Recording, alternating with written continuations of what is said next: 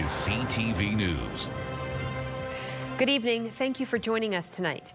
A Windsor manufacturer has been fined by an Ontario court for a workplace fatality 2 years ago. On August 12, 2024, a worker was killed at Integrity Tool and Mold on Devon Drive in Windsor.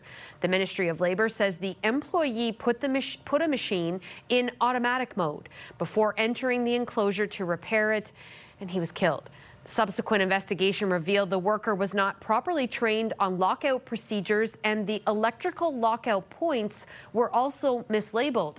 The company pleaded guilty in court to the charges, and they've been fined $185,000 plus a 25% victim fine surcharge. Police are warning tonight to keep an eye out for phony money. As CTV's Sanjay Mara reports, there's been a rise in counterfeit money circulating, and it's not just large bills anymore. To find out that it's a fake, this thing will come out with the fake notes, but the originals, it doesn't come out. The owner of Namaste Indian Supermarket in Windsor says he's lost count of how many counterfeit notes have found their way into the cash register over the past 6 months. And it's why the store is no longer accepting $100 bills from customers. A lot of counterfeit notes are coming at the cashier. The genuine customer, they might not be aware of that these are the counterfeit notes that they're carrying it. Every week we have dealt with about 2 to 3 notes of either 20s or 100s. His business is far from the only one with posted signage advising that $100 bills are a no-go. Some Tim Hortons locations, like this one in LaSalle, have gone as far as banning $50 bills. In the last, say, 6 months, we've probably gotten triple figures in terms of case count. All the residents, restaurants, gas stations, other local businesses, they're reporting it to us. Just feel, look, tilt, and flip. So how do you spot a fake? Start by feeling out the polymer coating. Is the note smooth all the way across? Ensure the image on both portraits match. On a real note, the metallic portrait and building should change colors when tilted, and the same should happen when the note is flipped. You make a transaction at a local business and you get change back and you're like, this seems odd. So then you want to report it to the manager of that business, and then things escalate, and next thing you know, you're blaming the actual store for your misfortune. According to store owner Buddy Malbadik, it's counterfeit 20s which have been more pervasive. There's a 6 dot here, which is very prominent. If you can feel it with your fingers, where it doesn't exist on the fake note. But he says banning $20 bills would prevent many customers from coming to his business. So instead, he's been training staff to check them more closely. It slows down the business, first of all, because now the cashier has to check all the notes thoroughly. That's kind of annoying for the other customer, but this is something that we have to do to avoid loss. Sanjay Maru, CTV News. This is our question of the day. Would you know how to identify a fake $100 bill? Go to our website to cast your vote, ctvnewswindsor.ca. Yesterday, we asked if you or anyone you know is using Ozempic for weight loss. 63% of respondents say no. A Windsor man will be spending more time in prison after being convicted of multiple firearm offenses inside a notorious downtown apartment building. A judge has sentenced 30-year-old Daniel Garreau to 4 years in prison. Justice Mikolaj Bazelko calls it, quote, a significant sentence for a first-time offender. Court heard Garreau brought multiple weapons, including a sawed-off shotgun, into Wheelton Manor on Glengarry Avenue. Garreau has been in jail for some time, so he only has just over a year left to be served in prison.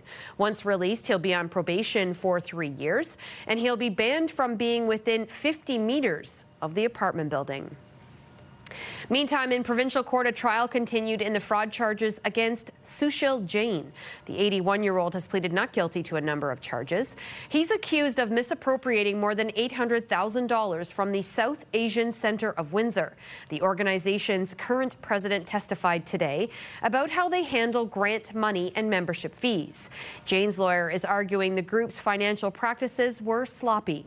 The trial is expected to continue May 13th with testimony from a forensic accountant. An embattled Riverside minor hockey coach is back on the ice tonight, but only as an assistant. The head coach suspension is in relation to this fight between coaches at an U13 game last fall. According to Riverside Minor Hockey, the coach was suspended from all hockey until March 31st and is now banned from being a head coach for a year. Riverside President Jay Jubinville says the coach's return was backed by league parents. He had to write a letter to the parents, to the kids, and give that to the OMHA so that they could see that he had done that. He's done some things on a personal level to make himself better. We thought the guy deserved a second chance. Essex County municipalities still without green bin collection can expect some large mail this fall.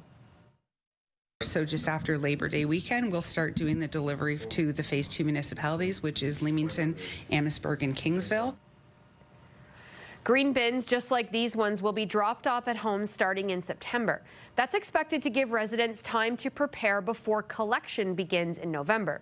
Compost pickup started in Windsor and 4 other county municipalities last fall in a bid to cut down on garbage heading to our landfill. In the coming months, residents can expect a campaign to share more details on the rollout. We are looking to not only, roll that out again for the Phase 2 municipalities, but also look at what our lessons learned were and where we have opportunities to improve, where we could, maybe hone in some of those communication strategies and in order to give the residents a little bit more information. With April showers carrying into May and a stormy summer still ahead, flooding is once again top of mind in the town of Essex. As CTV's Travis Fortnum reports, council weighed in Monday on what to do to prevent basements from flooding.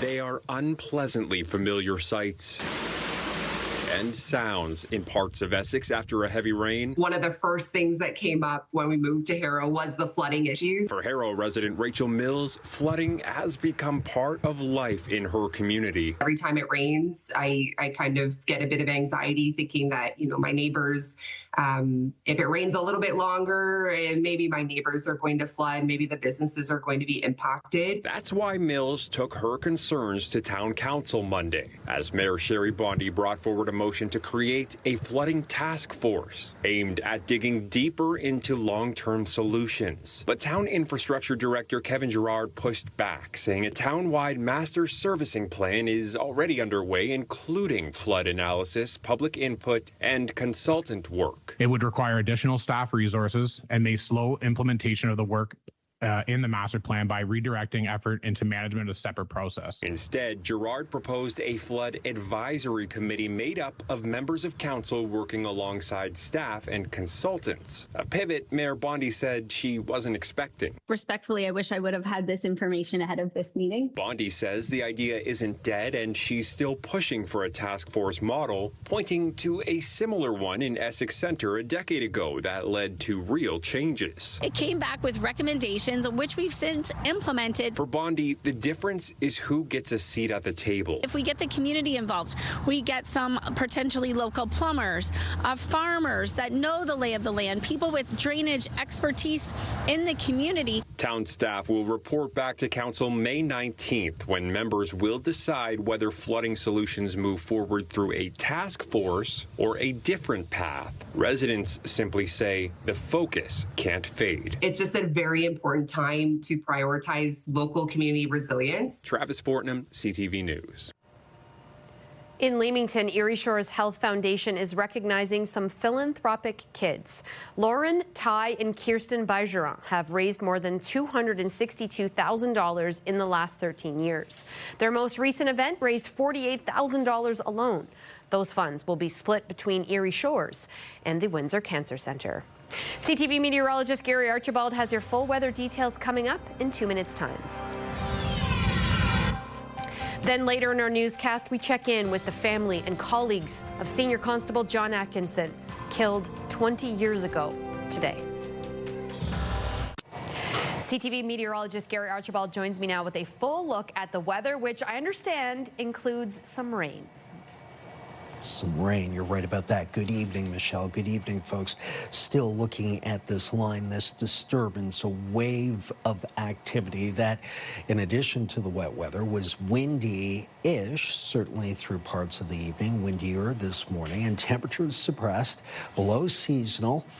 We would anticipate with this cold air plume to the north of us that's now moving further south, the temperatures are likely to stay below average for daytime highs over the next few days. More on that in just a moment. Here's that conveyor belt, a line in the mid to upper levels of the atmosphere with jet stream support, has trained its way right across the heart of Lake Erie, right over Lake Ontario. From southwest to northeast, this pattern has persisted and will continue with periods of rain as I speak through the early overnight, pre-dawn Wednesday morning, and parts of maybe even early Wednesday afternoon, although I think the worst of it's over by about 6 or 7 a.m. Wednesday morning. The worst case scenario is that we will see upwards of about 30, maybe even some areas along the north shores of Lake Erie, 40 millimeters of rainfall. Localized ponding, localized flooding, a concern. The worst of the weather, thunderstorms in bed, and we got a taste of that yesterday, as well stateside and further south and east of us, so that's good news. Overnight temperatures cool. It is gray and wet, but the winds do die down. 7 degrees pre-dawn Wednesday morning. We're up to 8 degrees, still cool-ish. By 8 a.m., mostly cloudy and about a 60% chance of seeing rains. Rain is likely through, I believe, to perhaps maybe even 11 a.m. And Chatham-Kent maybe closer to about 1 p.m. By the early afternoon, most of the wet weather is over, and we're going up to a high of about 14 degrees in Windsor, Essex, about 12 to 13 in Chatham-Kent and the surrounds. So the afternoon doesn't look bad for Wednesday. Take a look at the next 7 days. Highs and lows anticipated. Sunshine is the story for the afternoon Wednesday, as mentioned. Thursday, sunny and 14 degrees, mostly cloudy on Friday, and then temperatures in the mid to upper teens Saturday through to Tuesday next week. But cloudiness is a part of the story, and showers Saturday and Sunday for the weekend, conventionally speaking, is a possibility. Take a look. Those temperatures for the lows, they are going to be coolish at times over the next 3 days. Bird scooters might be coming back to Windsor. Mayor Drew Dilkin says council is expected to discuss a report at its May 11th meeting. Dilkin says the company has addressed a number of concerns the city had. You'll recall the agreement between the city and Bird Canada expired April 21st. Bird Canada has always called the pause temporary. More jobs are coming down the road to Windsor thanks to 2 companies expanding. CTV's Bob Chico explains. 1, 2, 3. There you go. 1, 2, 3. Voila. 2 ribbon cuttings signaling confidence in Windsor's future. A new garage door business is now open on Tecumseh Road East near Jefferson, and with it, the promise of new jobs. We're looking to hire anywhere from 50 to 80 people down the line in the next couple of years. We're just trying to figure out where the location is going to be in the future. The business is a partnership with Lifter Tech Doors out of Toronto, a large-scale manufacturer of garage doors. I convinced them to come down here for the only purpose is they're planning to be in the United States market to supply United States. And what a better place than Windsor. We're already exporting to Australia and Western Europe, so this is for a new market for us, so this is so exciting for us. Rami Daoud is a local builder who wanted to be ahead of the region's growth curve. I'm always in the positive side. I really, truly believe the industry is coming back harder. Right now we took a lower tank, but I truly believe that we're on our way back up. So do the folks at Expeditors. We are bullish on Windsor, yeah. Expeditors is a customs broker and a freight forwarder that has grown from 4 employees in Windsor to 70. We still think we're going to grow 15 to 20% for the next 4 or 5 years. A 24-hour service operation, Expeditors has moved to the Royal Bank building in downtown Windsor.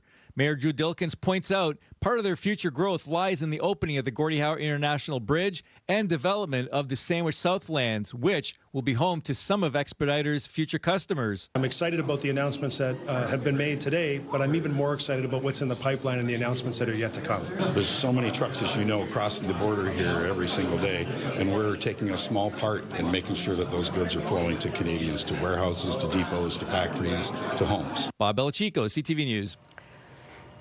Getting motorists into and out of a busy East End commercial district is the subject of an upcoming public meeting. The city is working on an eastbound exit to the expressway from Twin Oaks and Anchor Drive. They're collecting feedback from 4 until 7 o'clock on Thursday at the Forest Glade Community Center. It's work City Hall is undertaking because of congestion caused by nearby access roads being closed for the battery plant. The study and construction could take up to a year and a half, with completion possible in mid-2027. Gas prices set to rise again tomorrow. Dan McTagg with Canadians for Affordable Energy is predicting a 7-cent jump at the pumps overnight. That would push prices at most Windsor area stations to $1.95 a litre. McTagg also says diesel is expected to rise by 2 cents a litre. The fluctuations continue to be blamed on the ongoing conflict between the U.S. and Iran in the Strait of Hormuz. Every day your prices go up, you'll hear a comment from the U.S. administration saying they will do this or they will do that regarding the Straits of Hormuz. The bigger issue is the amount of shortage that we have, a supply shock. It's 1.2 billion barrels that have been accumulated that we have to try to catch up on. It's going to take a long time to do that. In the meantime, it means higher prices as we head towards the $2 a litre threshold, and that's likely just around the corner.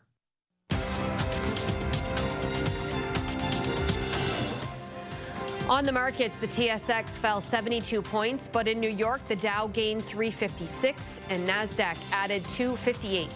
The Canadian dollar lost a modest 0.03 cents today, and on commodity markets, gold gained more than $35 an ounce, but oil fell $4.15 a barrel. Start your day with the latest local news. By signing up for our newsletter, you'll get direct local content straight from CTV Windsor to your inbox, including top stories, the forecast, and videos. You can sign up at ctvnewswindsor.ca. The Windsor Police Service marked a somber occasion today, the 20th anniversary of the line-of-duty death of Senior Constable John Atkinson. Sparky, as he was affectionately known, left a legacy within the force, not for how he died, but for how he served this community. It feels like yesterday, and then it feels like a lifetime. Shelley Atkinson has lived the last 20 years without her husband. He was my person. He was my safe space. And I miss that the most. A father to 2 young children, 37-year-old Senior Constable John Atkinson was shot and killed. And John was such a hard-nosed street cop. He was so good at what he did. Atkinson joined the force in 1991. Within 4 years, he was given a commendation for saving a Windsorite's life while off duty. Glad that I could help, but I'm also glad that department provided me with the training that I needed. And also glad that ambulance was so good, so quick, and so professional. If it wasn't for ambulance, things would have turned out much different. A good cop, and he was a good man. In 2006, Atkinson was working undercover in anti-terrorism. On May 5th, he saw what we now know was a drug deal between 2 18-year-olds.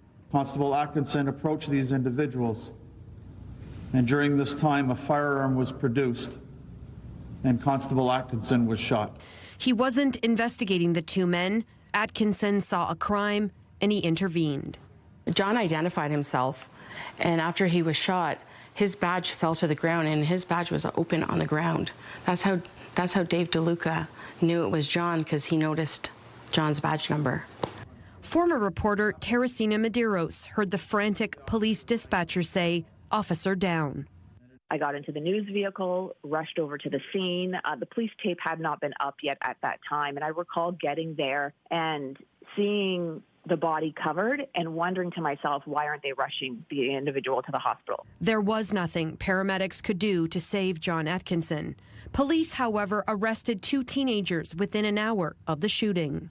I was going to calls for service, and out of the blue, that people would just say, "I'm so sorry," and we were standing with you and supporting you.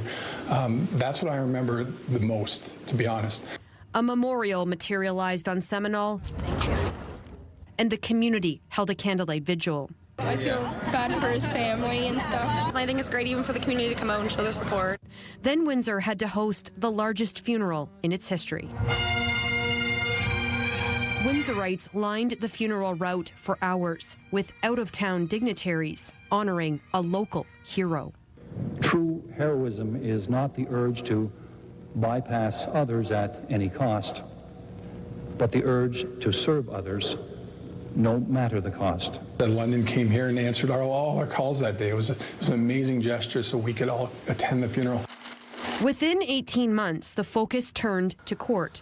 Nicholas Brennan, who was 18 at the time of the shooting, was on trial for first-degree murder. We knew Nicholas shot him and killed him. There was no question about that. We had to prove that John identified him as a Windsor police officer. After a 2-week trial and less than a day deliberating, the jury agreed. Brennan was sent to prison. He cannot even try to get parole until 2031. Nothing will ever bring John back to Mitchell, Nicole, or myself. However, with the jury's verdict, it does give our family solace that John did not die in vain. 20 years later, John Atkinson is not forgotten. His badge number is on each cruiser, and his picture hangs all over the walls of HQ, including the hallway to the chief's office. Half the people in this building, maybe even more probably, never met John. It's important to keep that memory and to keep that, that this can happen. And this is the real risk of being a first responder. Because the job has changed in 2 decades. The prevalence of firearms in our community is alarming at times. And then, of course, the whole proliferation of mental health and addiction and the drug use and things like that. That's changed policing. And while their children are now grown with lives of their own, Atkinson believes she's raised them in a way befitting her hero husband. I chose to be better, not bitter. I chose to not let this define us. I chose not to be the victim, but a survivor. Shelley Atkinson and members of the Windsor Police Service are now in Cobourg for tomorrow's funeral of Sergeant Brendan Malcolm. The 33-year-old was killed on Highway 401 on April 27th in a single-vehicle motorcycle accident. The funeral is not public, but the OPP will be live streaming it for mourners on their YouTube channel. A warning about this next story out of British Columbia. Police are now investigating after a jet ski crashed into a gray whale last night. The terrible incident caught on camera.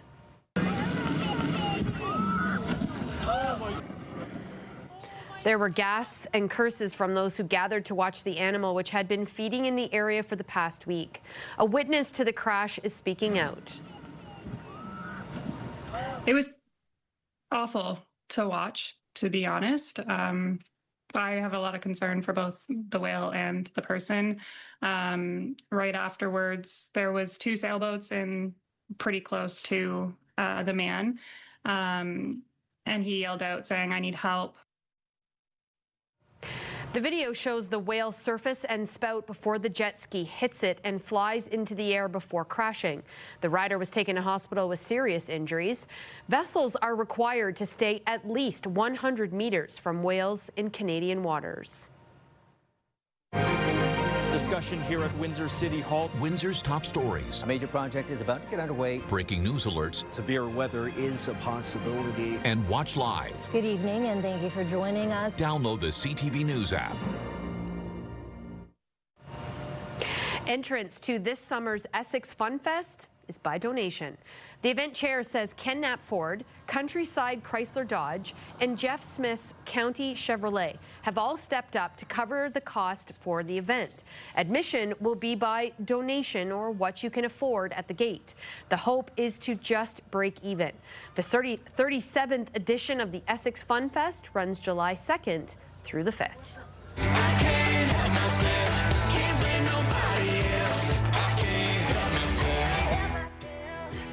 Country stars Dean Brody and the Reclaws are touring this fall with a stop in Windsor. The co-headlining tour pulls into Windsor on November 20th at the Coliseum. The tour celebrates community spirit and follows their new single, Hometown Heroes. And let's take one final look at Gary's exclusive forecast. Michelle, I'm counting on rain, in fact, for the next few days. Rain to help the gardens grow and for our growers in general. Looking at the silver lining of this wet weather, we need it at this time of the year. But there's some good news, too. Some sunshine for Wednesday afternoon. I think we get a nice clean break from the gray, wet weather on Thursday. Temperatures around 14 degrees in Windsor, Essex. Similar fare for Chatham, Kent. Friday through to Sunday, though, temperatures up and down, and we will see some rain at times, I believe. Monday to Tuesday of next week, mid-teens.